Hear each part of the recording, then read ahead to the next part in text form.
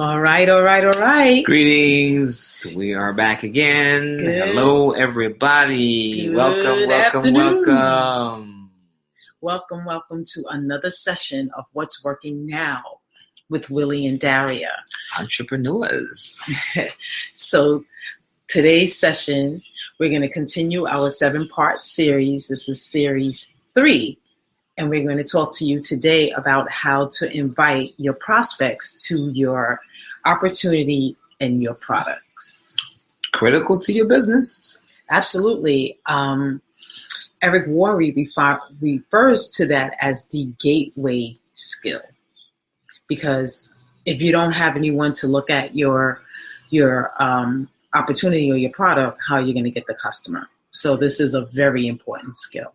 And while most of you are engaged in perhaps traditional means of doing that by calling folk and setting up appointments, there are other options to utilize technology, to utilize social media to get that same kind of engagement. And again, depending on what your preference is, we're not advocating that you use technology over face-to-face because this is still a people business. However, one of the analogies that I'd like to make is, wouldn't it be nice, being that people are all across the globe doing this, and you can, in most cases, you can actually invite people halfway around the world to look at your business. But can you be up at 3 o'clock in the morning doing that? No. You need to get some rest at some point. But with the technology out there, someone could be invited halfway across the world when they're getting up and you're sleeping, looking at your opportunity. Hey, Rose, how are you? Welcome aboard. Hey. I'm good. Great to see you. Great to see you. Same here. This is where utilizing technology can be a great asset to expanding your reach. Yes, absolutely. So, I got some slides created, so I'm going to make my way over there. All right. Bear with us a few minutes while we get there. Now, Rose, just let me know if you see my screen, okay? Okay. All right, cool. Cool.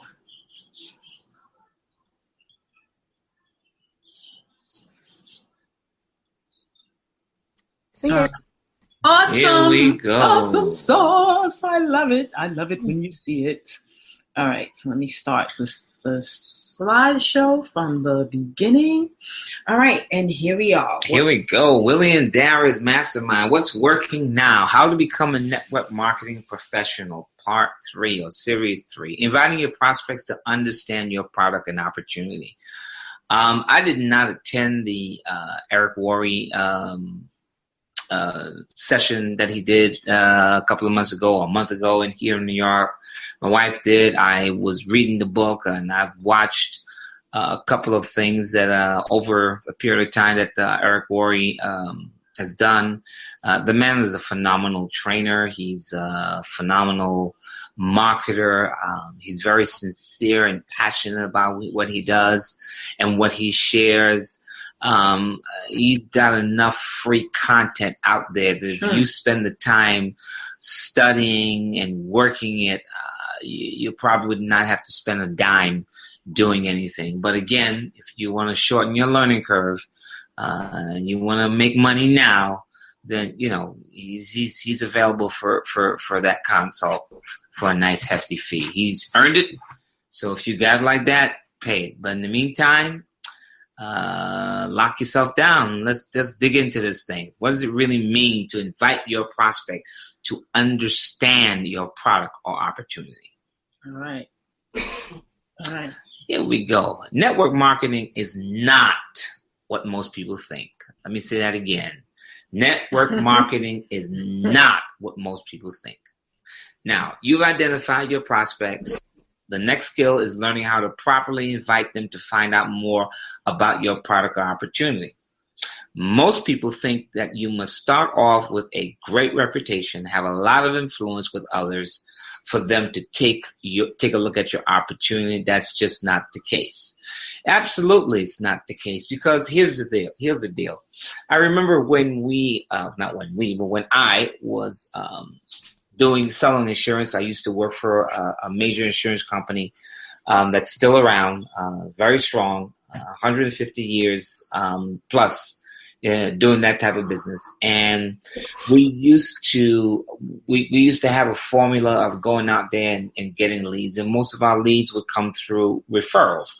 But we would also look for what we call CIs, which stood for Centers of Influence, and those were people who we knew in our community were just that. They could be politicians, pastors, doctors, teachers. Anyone who actually was responsible or connected to some medium that a lot of people would come to them for one reason or another, accountant, attorneys, you get my drift. So basically, it was important to try to cultivate a relationship with those people. Now, just so you know, some of those very people have left those types of industries and they've gone on to the network marketing space, which you and I are now talking about. And as a result of their putting in 10, 15 years of doing those respective works, guess what? They've cultivated a following, they've cultivated a relationship, and they've got a pocket of people who know, like, and trust them. So when they flip wheels and gone from insurance or firefighter or whatever the situation is to this industry, their transition was rather smooth because they had that great list of people, that warm market, because they've established that. Not everybody doesn't come out of the box. In fact, I would dare to say that the majority of people who are doing what we're doing, coming into that space, come from a 9-to-5 background, where it's you, the people you know is you and your family, you and your neighbors, and you and so-and-so. So, you're not going to have that quick of a turnaround. But what's more interesting about that is I listened to the recording of Eric Worre's session the other day, and it was very interesting that he paused to ask this question. He talked to a couple of people who had a huge following, and he asked the question, of the people that they now have, how many of them did they know when they actually started their business? So let's just say, for example, if today, May 1, 2016, you just signed up the paper to join some network marketing company, how many people do you really know when you put down your list? In most cases, it averages around like 60 to 65. If you stick at it and you do what you need to do, 2 years, 3 years down the road, that number will quadruple. And guess what? Most of those people you will have met for the first time. And stay tuned. I'm going to tell you why. All right. Moving on to the next slide. Okay, so Eric Worre used this language. He says, when amateurs start out hunting, it's about getting a new recruit. Their attitude is some will, some won't. So what? Next.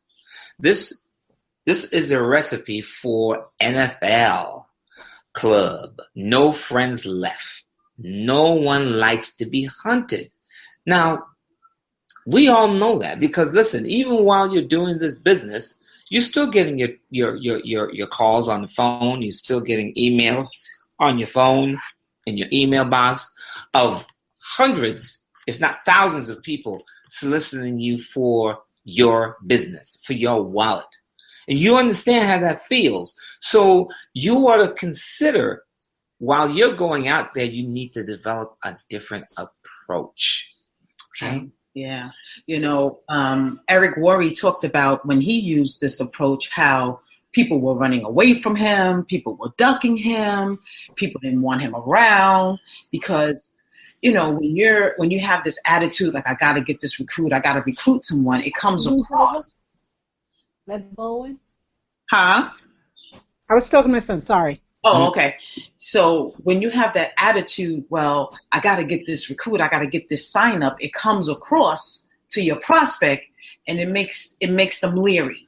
Why is this person, so eager to sign me up? what are they trying to get me into? And then it's, they feel like, okay, they trying to sucker me. They trying to get me into something I can't get out of.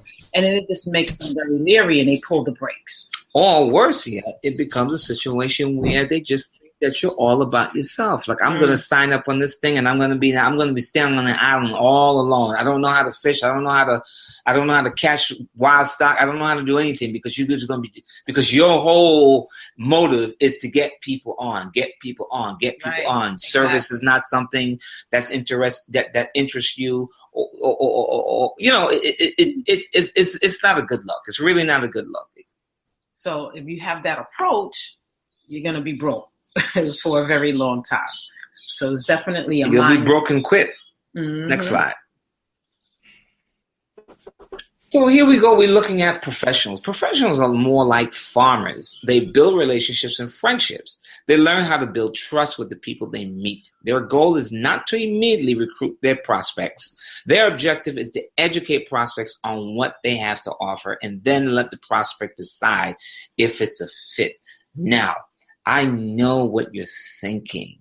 Your upline did not tell you this. In fact, your upline is more using the words fast track, let's get it here, let's do this now, etc., etc., etc., etc. Hit them upside the head. And, there's two sides to this equation, okay?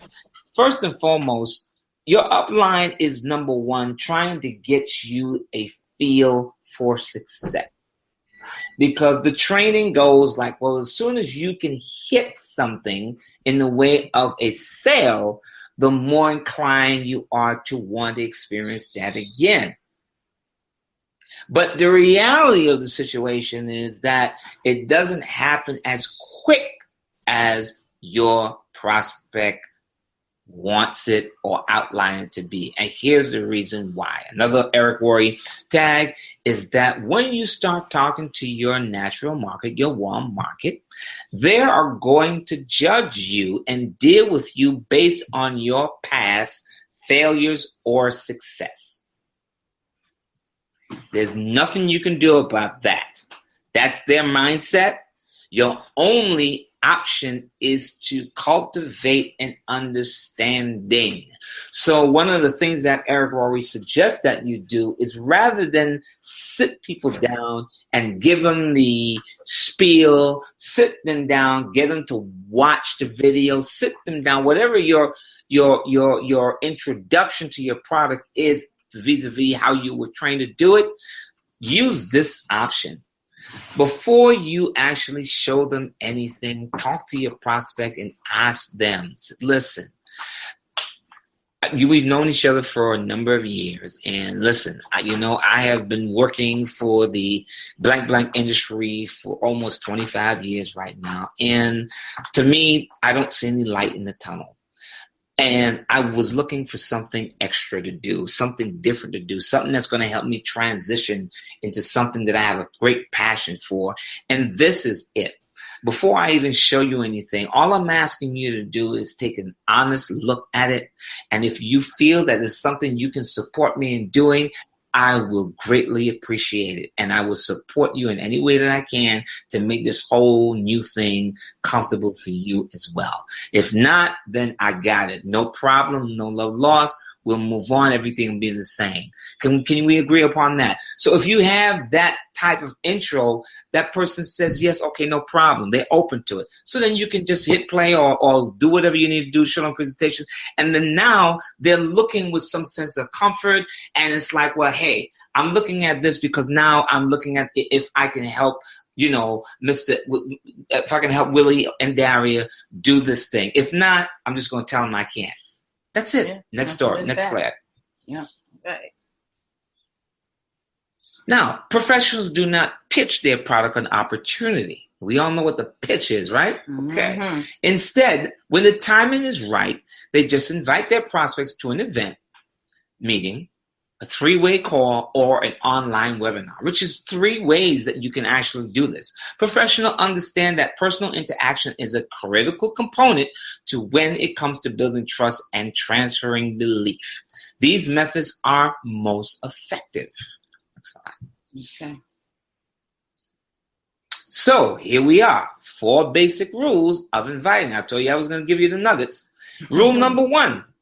Your initial goal is education and understanding. Disconnect your emotions from the outcome. Here we go. I know you've heard this before. Ooh, that's a big one. Disconnect your emotions from the outcome. Yeah.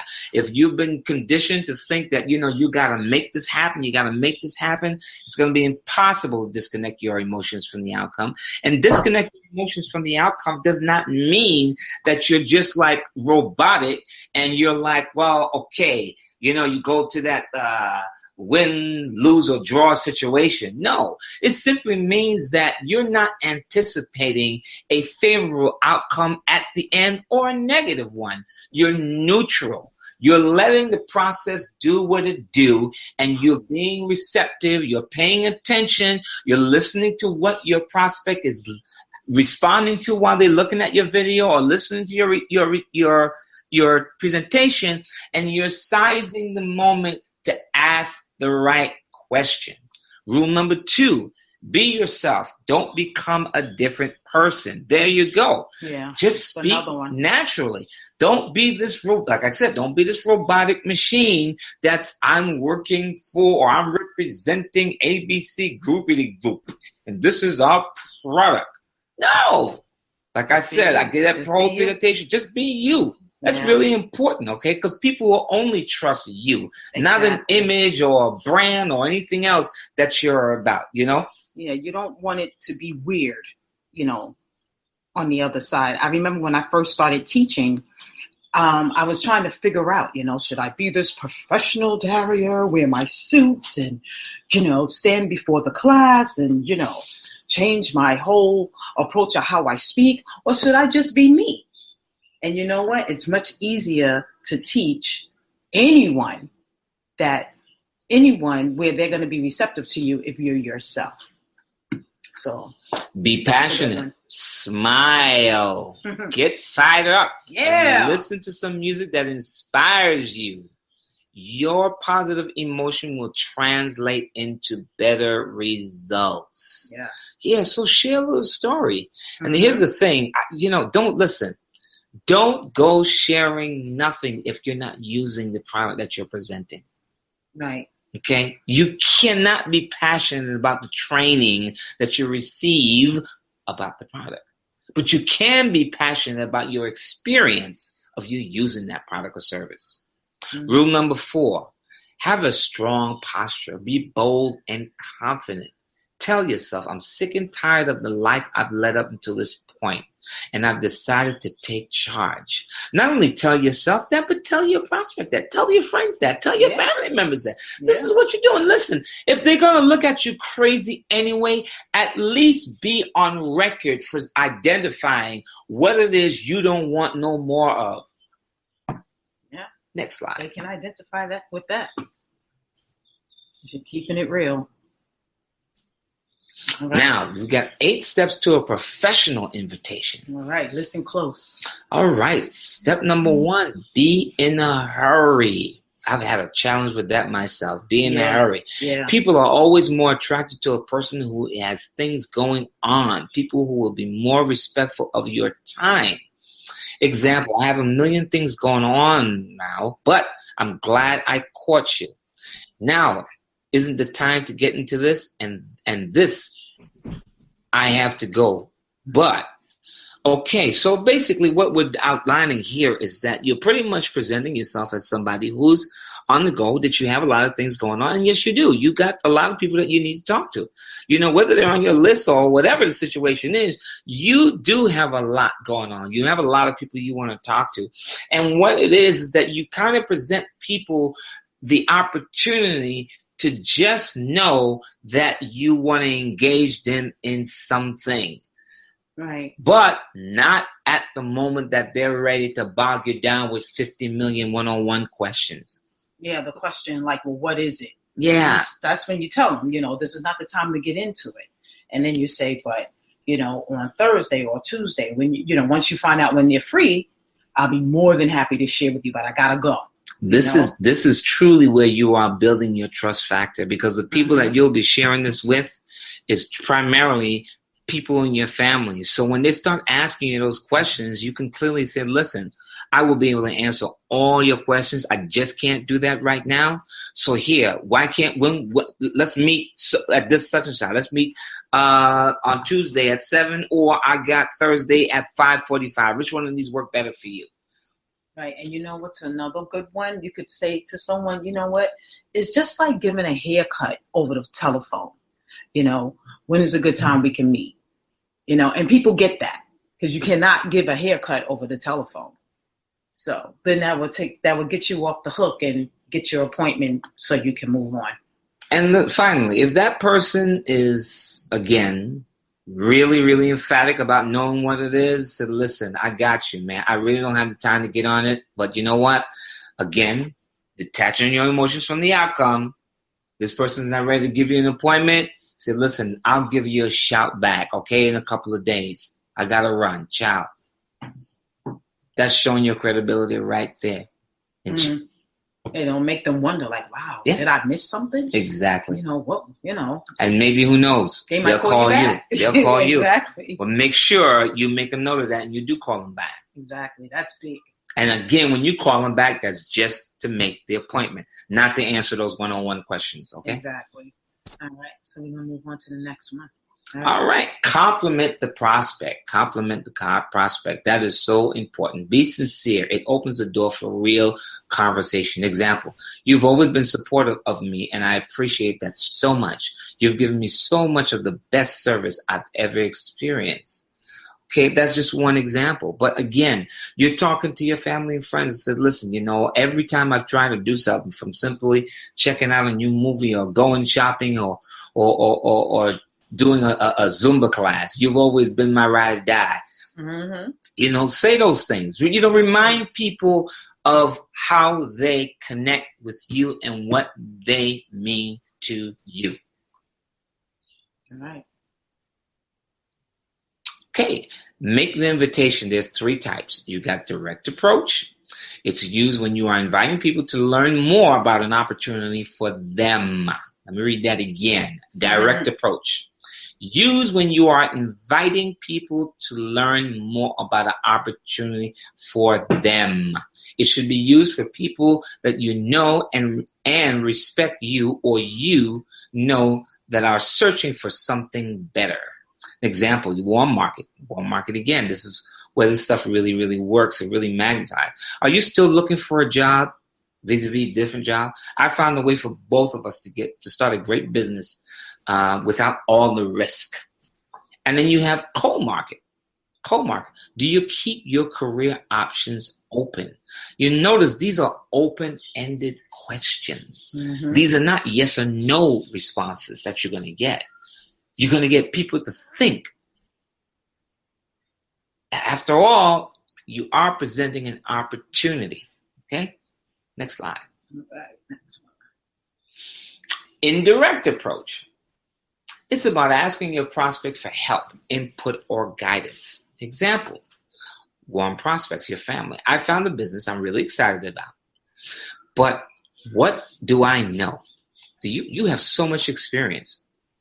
Would you look at it for me if I made it easy for you, and let me know if you think I'm making the right move? That right there is a gold mine. It is so non-abrasive. In fact, you compliment the individual that you're talking to, because they're like, well, oh, wow, he's already in, but he's looking for a second opinion from me, So that's great. Great one. Mm-hmm. Cold market prospects. When you meet someone in another city or state and your company does business there, says, my company is expanding in your area. Would you do me a favor and take a look at this and let me know if you think it would work for where you live? Again, non-threatening, very open-ended. And again, it gives that person the mindset that, you know what, I can take a look at this. There's no obligation. Okay? That's what it is. Because when people are approached, there's always this caveat. I want you to look at this because I want you to do something.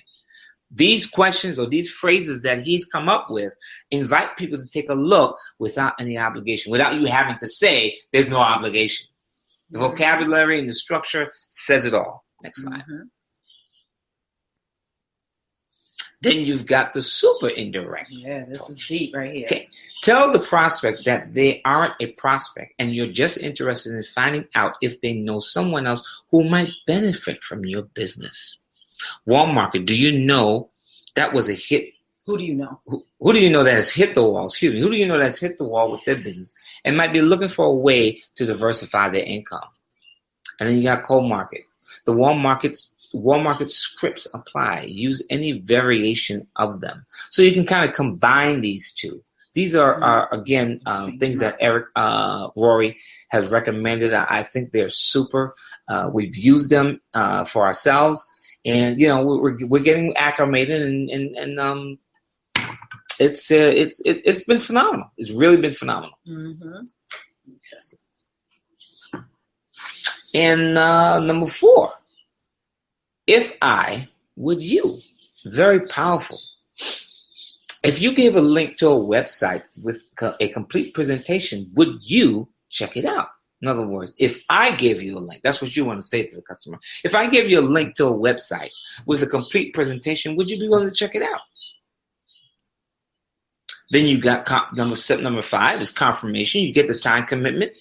And when would you think you can watch this link for sure? Okay, that's really important, because a lot of times we do things based on assumption. We get into the gate and we're all kind of warm and fuzzy, and then we don't do the follow-up to make sure that that customer doesn't get bombarded by life, because guess what? At the end of this presentation, life is going to hit you.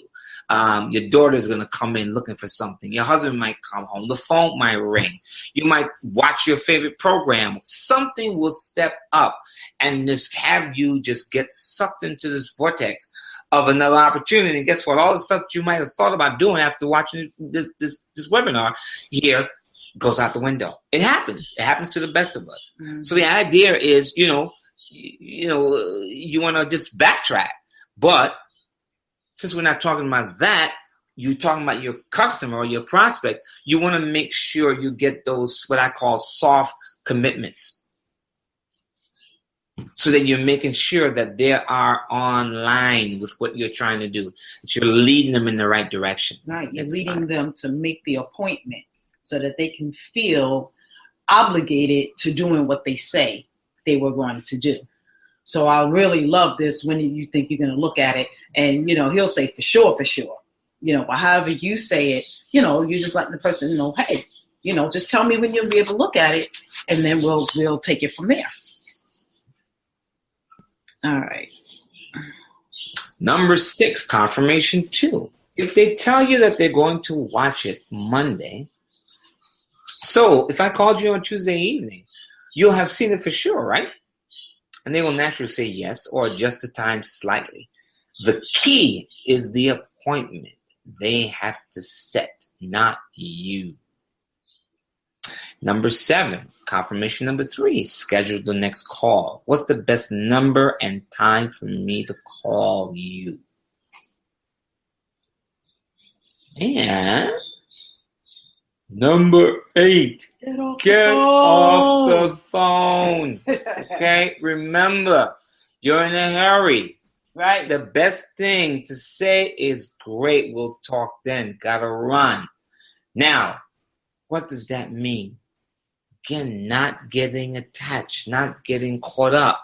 Okay, I got the appointment, so all of a sudden, this person, and you start talking about what kind of blouses you're going to wear tomorrow. Exactly. Or what's going on with the baseball series. No, you can have that conversation, trust me, at another time. Mm-hmm. But at that moment, you have to discipline yourself to actually do exactly what the 8 steps call for so that, again, you can be recognized as a professional. Because guess what? If you make that mistake and get caught up, you pushing that person away. Yeah. Because then they're going to try to wiggle the information, out of you because you're still on the phone with them. So they're going to say, okay, so what's this really about? Yep. Give me a little something. I've been there, done that. Yep.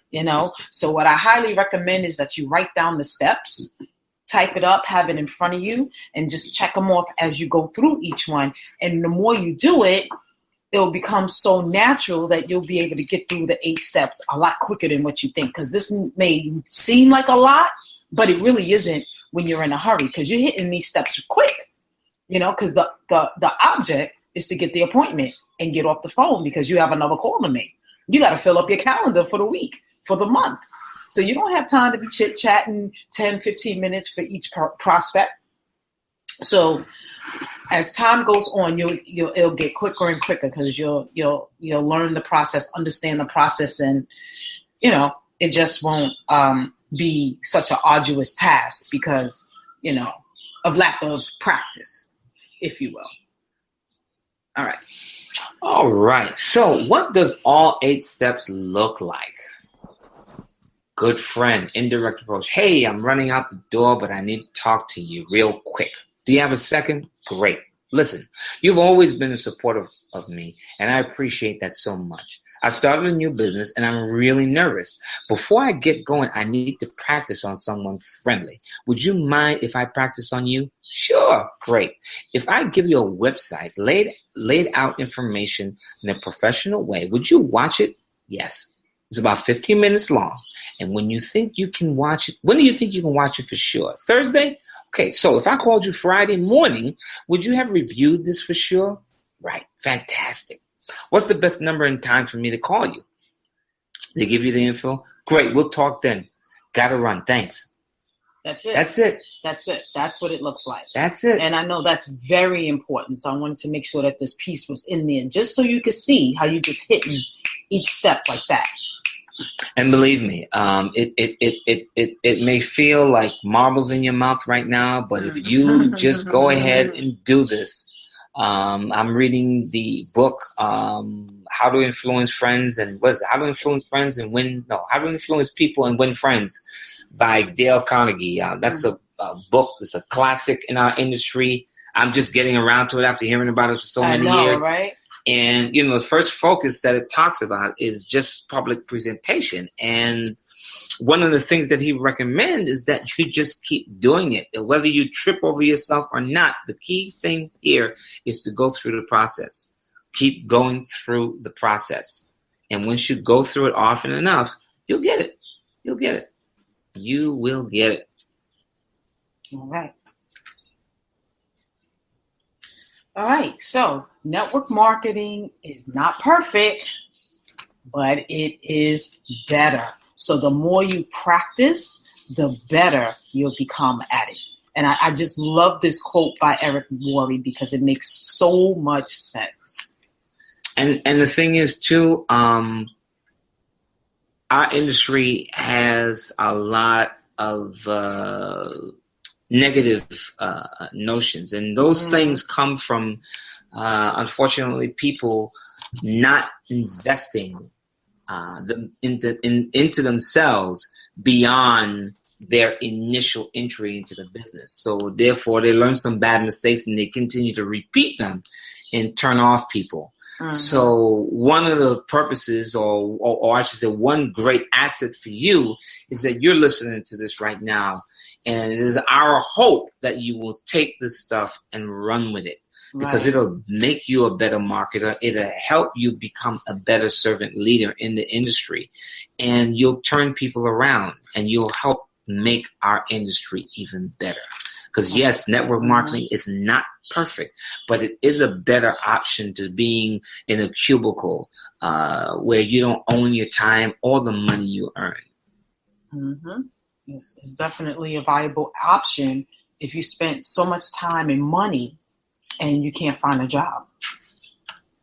You have an opportunity to pay back that student loan and make triple the money that you spent, and triple, quadruple, much more than, more than the retail stores would ever give you. So, and there's no judgment, you're treated as a human being when you're in that space. So we want to thank you for hanging out with us. We went a little bit over this time, but this information was very important. This is really vital to our niche. You got value out of this. So if you have a question, you can head over to our group, Willie and Daria's Unstoppable Entrepreneurs. We're going to put this here, so put this video there, so you'll be able to go over the slides and copy down the scripts. So, at your own pace, right? Do whatever you need to do, and just go into the group and just let us know that you got value. And if you have any questions, put that in the group. We really, really appreciate you spending this time with us. So let me go back. Yeah. All right. So how was that, Rose? I enjoyed that immensely. Awesome. I got a lot of value out of it, so I'm definitely going to go to the website and take some notes. All right, awesome sauce. You were able to attend one of Eric Worre's workshops. Is there anything you would like to share that you got from it, or anything you gleaned from it, or any questions or anything like that? Well, it definitely gave me the idea that I need to go back over the book especially and really look into some of these things that he's suggesting, because it sounds like it's very helpful.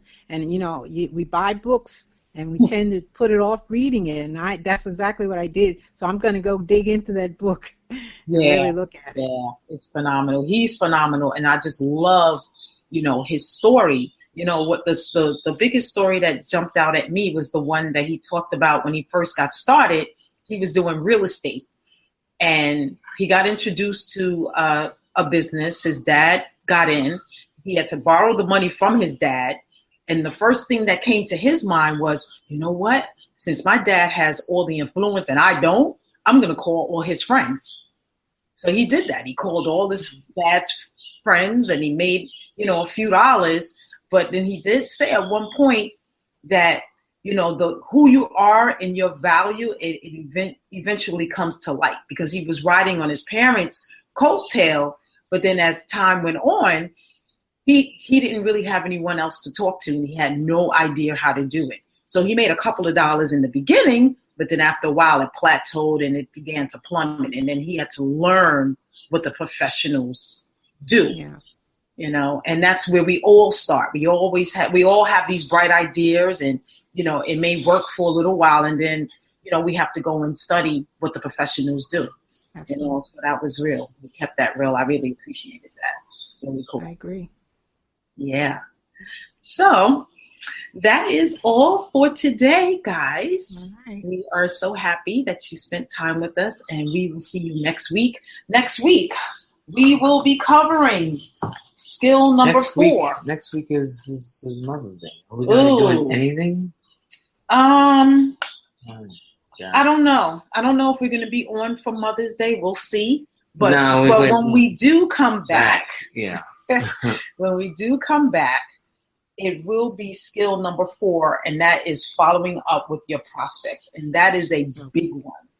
So we will be diving into that. And there's some concepts that we want to share with you that we learned from Eric Worre that's going to help you with that process and make it a lot smoother.